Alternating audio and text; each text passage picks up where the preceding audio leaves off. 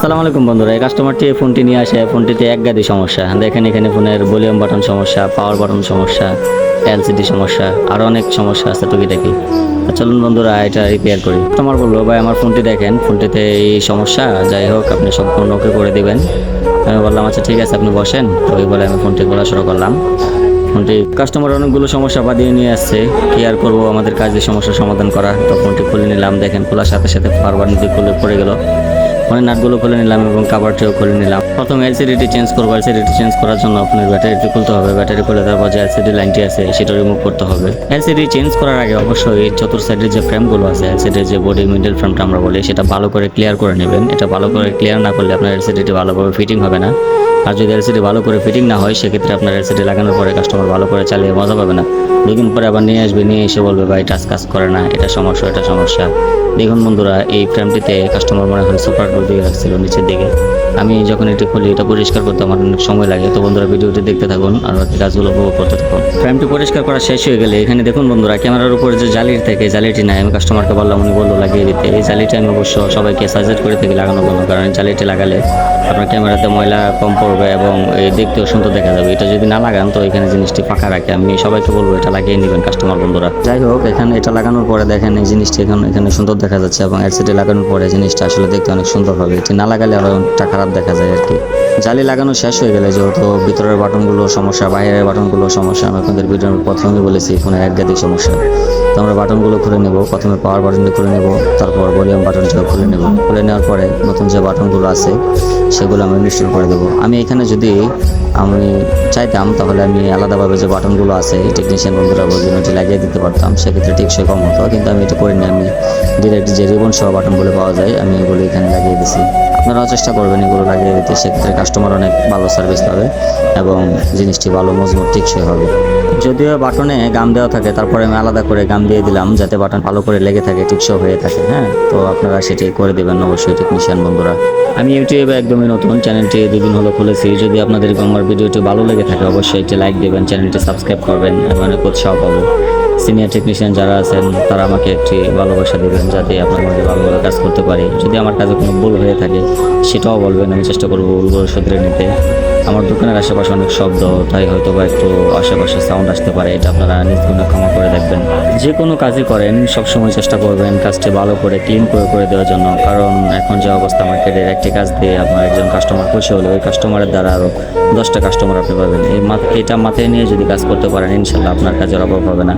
আপনার আশেপাশে 2-3 জন দোকানদার বসে থাকবে, কিন্তু আপনি ঠিকই কাজ করতে পারবেন। বাটনগুলো লাগানো হয়ে গেলে মাদারবোর্ডে বসাবো। মাদারবোর্ডে বসে এলসিডিটি চেক করবো। এলসিডি লাগানোর ক্ষেত্রে অবশ্যই একটা জিনিস মাথায় রাখবেন, ভালো করে এলসিডিটাকে চেক করে নেবেন, কারণ যদি গাম দিয়ে দেন, টেকনিশিয়ান বন্ধুরা আপনারা জানেন গাম দেওয়ার পরে কিন্তু আর এলসিডি ফেরত হয় না। তাই এটি ভালো করে চেক করে নেবেন সুন্দর করে। আপনার 10 মিনিট সময় দেবেন এলসিডিতে। তাড়াহুড়া করে যদি এলসিডি লাগান সেক্ষেত্রে আপনার পুরো টাকাটাই লস হতে পারে, এটা মাথায় রাখবেন সবসময়। তো আমি এলসিডিটি ফ্রেমে বসিয়ে নিলাম। আমি এলসিডিতে ভালো করে চেক করবো। তো এলসিডির রিমোটটি সুন্দর করে লাগিয়ে নেব, ব্যাটারিটি লাগিয়ে নেব। লাগানোর পরে আমি ফোনটি অন করব। ফোনটি অন করার পরে এলসিডিটি চেক করবো, দেখবো যে সব ঠিকঠাক আছে নাকি। তো চলুন বন্ধুরা এই কাজটি করতে থাকি কীভাবে করে আপনারা দেখেন। দেখুন বন্ধুরা, ফোনটি অন হলো। অন হওয়ার পরে অবশ্যই কিছুক্ষণ সময় লাগে ফোনটি অন হতে, তো আমরা অপেক্ষা করবো। অন হওয়ার পরে আমি সুন্দর করে step by step LCD check করবো। এখান থেকে আপনারা বুঝতে পারবেন যারা নতুন টেকনিশিয়ান আছেন কীভাবে এলসিডি লাগাতে হয়, চেক করতে হয়। যদি কাস্টমার পাশে থাকে, একটি রাবার দিয়ে এলসিডিটি লাগিয়ে কাস্টমারকে বলবেন আলতো করে ভালো করে চেক করতে, সেক্ষেত্রে আপনি রিস্ক ফ্রি হয়ে যাবেন। যদি কাস্টমার না থাকে, আপনি পাসওয়ার্ড না জানেন, সেক্ষেত্রে আমি যেভাবে চেক করতে সেভাবে চেক করবেন। একবার পাওয়ার বাটন চাপ দিয়ে অন করে দেখবেন। অনেক সময় এলসিডি প্রবলেম থাকলে ফোন স্লিপ মোডে গেলে আরও অন হয় না। আমার এলসিডিটি চেক করা কমপ্লিট, এলসিডি ওকে আছে। এখন আমি ফ্রেমে গাম দেব। দেখেন কীভাবে গাম দিতে হয় সুন্দর করে, চতুর সাইডে, বেশিও না অল্পও না, মিডিয়াম করে গাম দেবেন। যদি বেশি গাম দিয়ে দেন সেক্ষেত্রে এলসিডির ভিতরে ঢুকে যাবে। এলসিডির ভিতরে ঢুকে গেলে এলসিডি লাগানোর পরে 2-3 দিন পরে টাচ অটো কাজ করবে, এলসিডি লেখা আসবে না, বিভিন্ন রকম সমস্যা হতে পারে। তাই গাম দেওয়ার ক্ষেত্রে খুবই সাবধান, বিশেষ করে কালো গামের ক্ষেত্রে। যারা নতুন টেকনিশিয়ান আছেন তারা এই জিনিসটি বোঝেন না, কিন্তু যারা সিনিয়র টেকনিশিয়ান আছেন তারা ঠিকই বুঝতে পারেন। তো গামটি দেওয়ার পরে সুন্দর করে গামটি দিয়ে নেবেন। নিচের সাইডে যে গামটি আছে সেটি অবশ্যই অল্প করে দিবেন, বেশি করে গাম দেবেন না, কারণ ডিসপ্লের নিচের সাইডে রিবন থাকে। রিবনের ভিতরে যদি গাম চলে যায় তাহলে ডিসপ্লে লাগানোর 30 থেকে 1 ঘন্টা পরে ডিসপ্লে ব্ল্যাক হয়ে যাবে, তখন আর ডিসপ্লেটি আপনার পুরোটাই লস হয়ে যাবে। কাস্টমার তো আর আপনার লস দেবে না, তাই যেভাবে বলতেছি সেভাবে কাজ করবেন যারা নতুন টেকনিশিয়ান আছেন। যারা সিনিয়র আছেন তারা তো সবই বুঝবেন।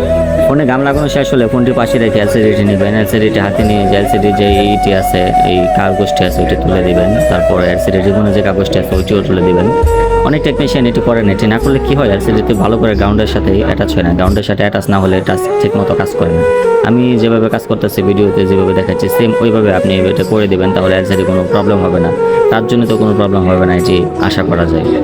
এলসিডিটি অ্যাটাচ করা হয়ে গেলে ফ্রেমটি হাতে নেবেন এবং ফ্রেমটি হাতে নেওয়ার পরে ফ্রেমে সুন্দর করে এলসিডিটি বসিয়ে দেবেন। নিচের দিক দিয়ে আমি যেভাবে ভিডিওটি দেখাচ্ছি নিচের দিক দিয়ে সুন্দর করে আস্তে করে জাতা দিয়ে তারপর এলসিডিটি লাগিয়ে দেবেন। লাগানো শেষ হয়ে গেলে চতুর্থ সাইডে সুন্দর করে আস্তে আস্তে, জোরে কোনো সময় জাতা দেবেন না, আস্তে আস্তে এটি বসিয়ে দেবেন যাতে ফ্রেমে ভালো করে বসা যায়। বসে যাওয়ার পরে এলসিডি যে রিবনটা আছে রিবনটির নিচে হালকা করে গাম দিয়ে দেবেন, অথবা দুই সাইড ফোম ট্যাপগুলো যে পাওয়া যায় ওগুলো দিয়ে দেবেন। এটি দিয়ে দিলে কি হয়, এলসিডির যে গ্রাউন্ড আছে লাইনগুলো আছে লাইনগুলো বোর্ডের সাথে লেগে থাকে এবং টাচটি ভালো কাজ করে। এই কয়েকটা জিনিস যদি আপনি ভালো করে কাজ করেন, কাস্টমার আপনার প্রতি অনেক খুশি হবে এবং বলবেন ভাই আপনি কাজটি ভালো করে দিয়েছেন। দ্বিতীয়বার ওই কাস্টমারটি আসবে এবং সাথে আরও কয়েকজন কাস্টমার নিয়ে আসবে। কাস্টমারকে খুশি করার জন্য অনেক সময় কিছু কিছু কাজ নিজের থেকে করে দিতে হয়, সেটি অবশ্যই করে দিবেন। তো এলসিডির রিবনটি লাগানো শেষ হয়ে গেলে ব্যাটারিটি লাগিয়ে নেবো, ব্যাটারিটি লাগিয়ে নিই, ডাকনাগুলো উপরে যে কাভারটা থাকে সেটা লাগিয়ে নাটগুলো লাগিয়ে দেবো। নাটগুলো লাগিয়ে দেওয়ার পরে এখানে আরেকটি কাজ করতে হবে, যেহেতু আমি বলছিলাম আপনাদের প্রথমে যে এখানে বাইরের বাটনের সমস্যা, বাইরের যে প্লাস্টিকগুলো থাকে ওইগুলো তো সমস্যা। আমি বাইরের প্লাস্টিক বাটনগুলো লাগিয়ে দিব। প্লাস্টিক বাটনগুলো বাজারে কিনতে পাওয়া যায়। তো কাস্টমারকে বলছিলাম যে ব্যাকশেলটা চেঞ্জ করে নেন, উনি ব্যাকশেলটা চেঞ্জ করবে না, কারণ ওনার কাছে টাকা অল্প, তাই আমি বাইরের বাটনগুলো লাগিয়ে দেবো কাস্টমারকে। যেহেতু আমি বাইরের বাটনগুলো লাগাবো তাই রাবারটি লাগিয়ে ডিসপ্লেটি আমি রেখে দিয়েছি, যাতে 10 মিনিট সময় লাগবে বাটনটি লাগাতে, ডিসপ্লেটি ভালো করে বসে যায়। এবং বাটনগুলো লাগিয়ে দেওয়ার পরে সুন্দর করে লাগানোর পরে আমি কাভারটি লাগিয়ে দেবো। কাভারটি লাগিয়ে কাস্টমারের হাতে দেবো। কাস্টমারের হাতে দেওয়ার আগে অবশ্যই আমি সব কিছু চেক করে দেবো। তো দেখেন বন্ধুরা আমার কাজ শেষ এবং আমি সম্পূর্ণ ফিটিং করে চেক করলাম যে ফোনটি ঠিক আছে, একদম পারফেক্টভাবে চলতেছে। সম্পূর্ণ কাজ শেষে ফোনটি আমি হাতে নিয়ে চতুর্থ সাইডে যে গামগুলো ছিল গামগুলো ওয়াশ করে দিলাম এবং বাটনগুলো চেক দিচ্ছি, বাইরের বাটন ভিতরের বাটন সম্পূর্ণ কাজ করতেছে নাকি, দেখলাম সব ঠিক আছে।